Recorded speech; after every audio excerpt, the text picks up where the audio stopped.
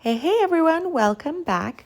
In this video, we're going to be looking at installing the stair nosing onto the landing. So there is staircases below here that we've been using our custom vinyl plank nosings to install on. Those nosings being made out of the customer's vinyl, and we're now coming up to the landing.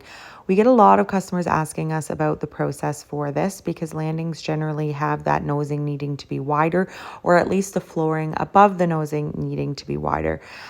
So what you're going to do is we actually make the nosings to the full length of the floor, and then there's parts that need to get cut out. This one was a little bit more complex even still because it had this runner for the second staircase here. And so instead of cutting around it because of the angle that we need, we're going to get a better finish from actually cutting the bottom of this out. So you can see we're using this piece of vinyl to get the height that we need, and then using the electric saw here to go underneath. This portion of it that we're cutting out, it's not load bearing, so we're able to just remove it to be able to get that really, really clean finish that you're going to see at the end. The next thing we're going to look at is getting this nosing ready. So again, you need the top part of the nosing, the part that's actually on the landing, to be longer as it extends out past the nosing. So you're going to make your initial cut at that full length, and then we're going to go ahead and remove some pieces from it. So you can cut vinyl plank flooring with an X-Acto knife, but in this case, once it's already bent, we do tend to prefer using a handsaw or a table saw. And what we've done here is we've simply measured, since this board has been cut to the length of the flooring at the top of the landing, we simply measured back to where the wall would be, and we're going to be cutting the nosing portion of this out. So that is that bottom lip that's there, as well as the vertical up and down. So we're going to be keeping the flat part because that's going to be covering the flooring.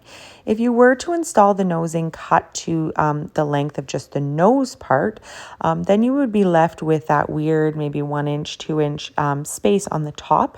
And because the nosing is cut, you're not going to have a click to be able to go into that. So that's why it's really important that we do start with that full length, so that that top piece is one full solid piece that you'll then be able to click your next board into, and then we go from there. So you saw that that top part was being cut out.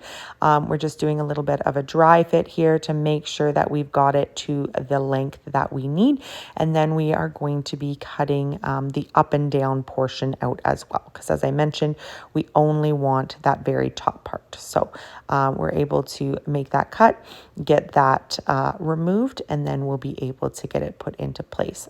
With all of our transformations and installations, we are always going to do a dry fit. We're not putting the adhesive on it. We're making sure that everything fits in nice and tight and nice and solid, making any adjustments, and then we are going to go ahead and add the adhesive to get it permanently in place.